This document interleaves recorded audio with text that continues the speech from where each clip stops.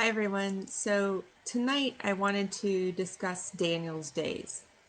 As they are written in the scriptures, we're given basically in the book of Daniel, we're given the Daniel chapter 8, we're given the 2300 days.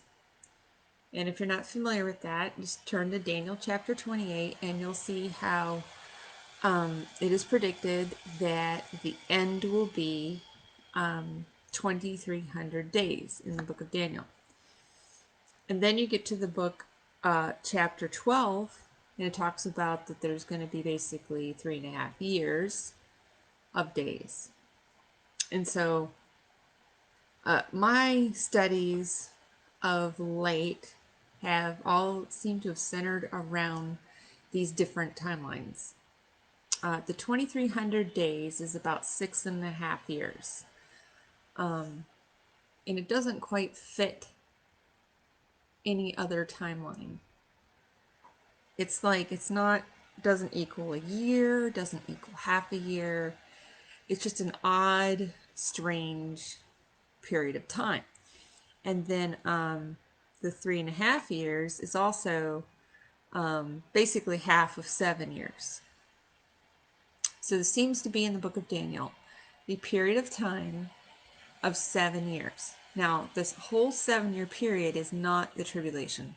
I know many people teach that there's going to be a 7-year tribulation, but it was never given to the Antichrist, who is Satan, coming as a false Christ. He was never given 7 years, ever in the Bible. He was given, at the most, 3.5 years. But then in Matthew 24, verse 21 and 22, Jesus Christ said, you know what?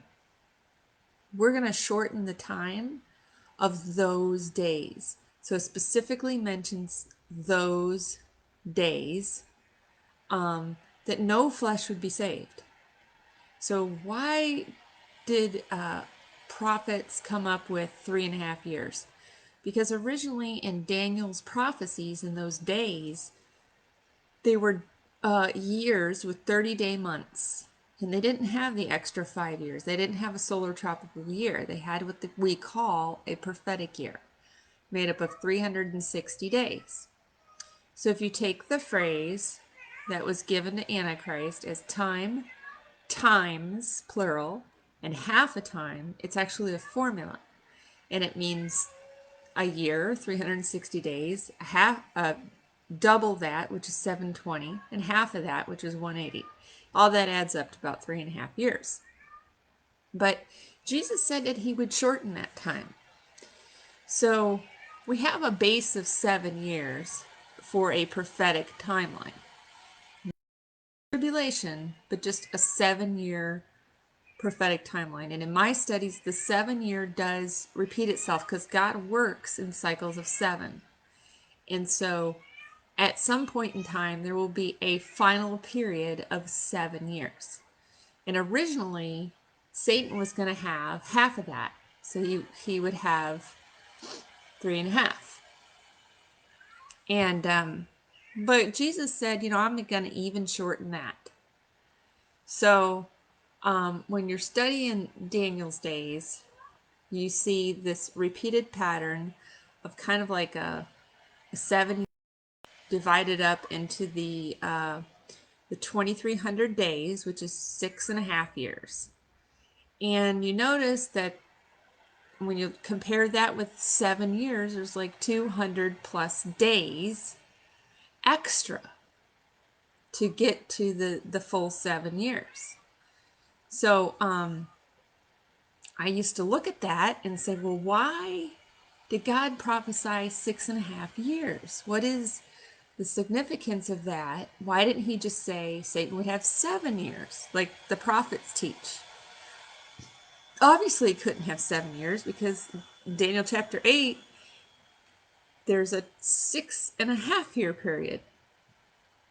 And so what is the significance of that? I think the 6.5 years is basically a countdown to Satan's final time. But then again, you still have the difference between 6.5 and 7, which is about 200 days. So, if you ever studied the Great Pyramid of Giza, again, I took my study of the book of Daniel and Daniel's days, and I basically interpreted that those days are going to be literal timelines. And then when I did my study of the Great Pyramid of Giza, I found the 2,300 days in the Great Pyramid of Giza. So I'm going to show that to you. I'm going to do a screen share of a screenshot of the King's Passageway in the Great Pyramid of Giza. So there's these different researchers. One of my favorites is Adam Rutherford. He did a study in pyramidology, and there's a couple other researchers. E. Raymond Capt, I think, has a book out. Well, I'm not sure about Joseph Seiss. But anyway, so Adam Rutherford is basically the top of the line with the research. And he looked at the Great Pyramid, and he looked at it as a whole. And there's like, I don't know if you've ever studied the Great Pyramid of Giza and the passageways within it. But basically, you got a pyramid, and there's a cutaway into the pyramid, and it's a passageway going down, angled down. And you get so far down, and then there's another passageway going up. And right where those passageways meet, it is dated. So these scholars have dated it. They've measured the pyramid, they counted the inches, and they got to the juncture. And that date is 1453 BC, confirmed by a couple different scholars as the Exodus. So David Rohl, which is the Egyptian scholar, he dates the Exodus around that time as well, and with his archaeological research, it confirms it. So these pyramid inches are giving us a timeline. And so when you go to the passageway that's going angled upwards, this one, so it's going up, it gets up to a certain point where there's a queen's chamber or a passageway. And there's this triangle that's formed, like right at where the queen's chamber passageway meets with the ascending passage in the Great Pyramid, and there's this triangle. And they call that the Christ Triangle. It dates the death and resurrection at 33 AD, and it even dates it like time-wise. It's absolutely phenomenal. So there's 2 dates there that are exact and prophetic and line up perfectly. So I'm going to do my screen share here and show you at least those 2 dates. Okay, where's the button? I saw the button before I started the video to do screen share, so I thought I could do it. Stream health. Maybe I can't do it. Well, maybe I could just hold it up and show you the... Well, I don't know where that picture is. Okay, so I guess when I do that, I have to start out. Hi, Rick. How you doing? I know it's late and the house is quiet, so it's like the best time to do a Bible study. And I was going to screen share my Great Pyramid of Giza, but I'll just explain it because I can't figure out. I thought you could do it while you were live, but I guess you have to do it before you're live. And click screen share. I don't know. I don't see it. So anyway, I think I can explain it. So you got these passageways in the pyramid, and they each inch is about the size of an inch. Now the pyramid itself has another passageway, So as you're going up the ascending passage, you're going up toward the king's chamber. And there's this really big step that you have to get up. It's like 35 inches in height. And then once you get up that step, you can start walking. And they call this ascending passage the Grand Gallery because it opens up into a very tall column-like area in the Great Pyramid. So when you get up to the King's Chamber passageway, you got to step up 35 inches to get on the passageway. And then you start walking, and then there's a low passageway where you have to like bend over to walk through. And so you bend over to walk through that, and then it opens up into a room. And in front of you, there's this leaflet, this stone. They call it a leaflet because it's like an inset stone. So once you get into the room, you stand up, and in front of you is this leaflet. And it has this little horseshoe shape on there. And the horseshoe shape is in the perfect measurement of a pyramid inch. So the whole pyramid is measured on its own definition of an inch. It's not our definition. Our inch is a little bit different. I can't remember if it's bigger or smaller, but it's very close to our measurement system, which is inches. This pyramid inch is so perfect that if you took like 10,000 of them or a million, I can't remember, it perfectly equals the diameter of the earth. It perfectly divides the earth. And then you can get even more detailed with measurements and stuff like that. But the important point is the pyramid inch. So you stand up in the chamber and you look and you see this horseshoe-shaped, raised like figure of this measurement. And then to continue further in the room, you got to kind of duck down underneath that and then stand up, and you're kind of like in this what they call the antechamber. It's the chamber before you get into the king's chamber. And then when you get through the antechamber, there's a second low passage that you kind of have to crawl through before it opens up into the king's chamber, which is magnificent and big. So this passageway is fantastic. So the scholars, and I'm talking about Adam Rutherford and David Davidson is another pyramid scholar. And there's another guy who actually did all these measurements. I think it's Petrie. I can't remember his name.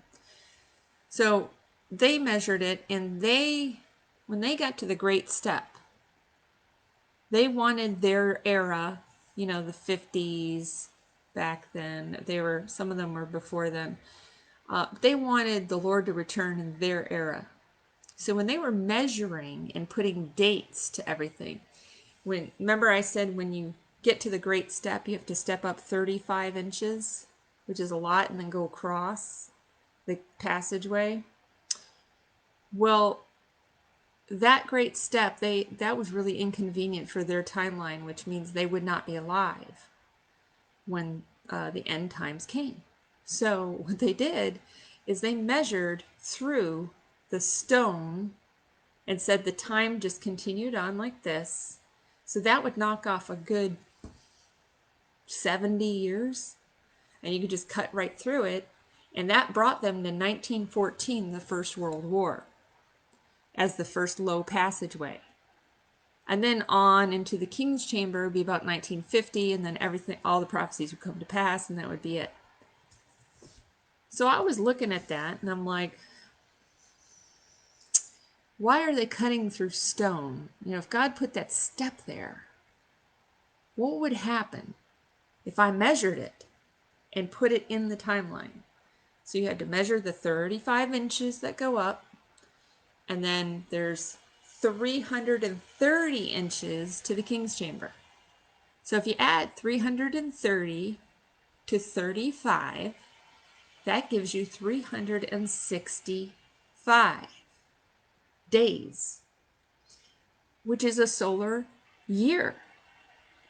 So at the bottom of the great step, going up and all the way across the king's passageway to the king's chamber, or to the entrance of the king's chamber, is exactly 365 inches, plus, a couple decimal places. So if the measurements are, I'm just going off what other scholars have done, because obviously I haven't measured it myself. So I thought that was really interesting. So what were the scholars doing? They were basically saying that it was an inch to a year, and then when you get in the king's passageway, you get to this marble, the floor changes from graphite to marble or something, redstone, or it's different kind of rock. So the scholars, not me, said that when you get to the floor change, you change the scale from 1 inch to 1 year, which they had been using, to 1 inch equals a 30-day month. And this brought out an interesting result. So obviously all of their results were back in the 50s, and it ended there because they cut through the great step. But I didn't. I measured up the step, and then I went across, and then when I got to the floor change, I changed my scale as well to match all of them. And so as you're going through that passageway, it basically, when you got to the second low passage, the one that you have to kind of crawl through to get to the king's chamber, that dated at 2016 to 2024. So an 8-year time period if you change the pyramid inch to a 30-day month from where the floor change occurs in the king's passageway. So that was very interesting to me. And I don't think 2024 is the farthest out date. So I was looking at it and I said, well, I've been doing all these studies about the 2300 days and how God let King Jehoiakim live and reign and rule as the king for 2300 days until the king of Babylon came at the second siege and took him out. So I was looking at what they did in Jerusalem on December 11th, 2018, and they dedicated an altar basically to a false god, and they took the lamb and they ripped it apart and threw a leg of it on the fire, which is all blasphemy. And they did that on December 11th. So I was looking at my studies of the 7 years, thinking that this 2300 years is within the last 7 years, and so I backed it up to the bottom of the step, April 5th, 2018. And lo and behold, when you get to the 35 inches, it takes you to December 11th. And so I forgot to mention, instead of saying each pyramid inch equals a year, I said each pyramid inch equals a week, or 7 days.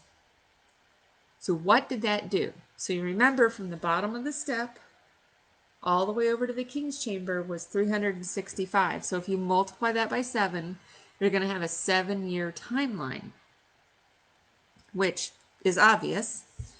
But what's interesting is that 35 inches that you have to step up, that all the other guys ignored, that shortens the 7 years by the exact number of days to leave 2,311 days left.